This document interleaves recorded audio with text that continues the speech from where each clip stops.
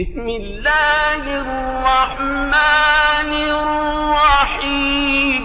இம்ரான் பின் ஹுசைன் ரலியல்லாஹு அன்ஹுமா அவர்கள் அறிவிக்கிறார்கள், எனக்கு மூல நோய் இருந்தது. அதனால் நான் நபிகளாரிடம் தொழுகையை குறித்து விசாரித்தேன்.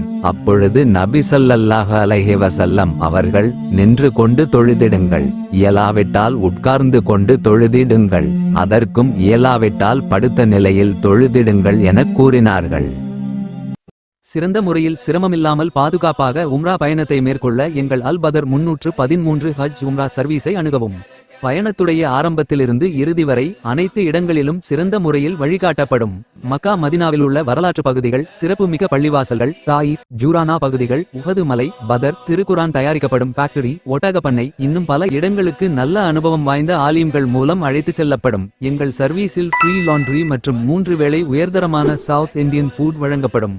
ஹரமிலிருந்து 250 மீட்டர் தொலைவில் ஹோட்டல் வசதி செய்து தரப்படும்.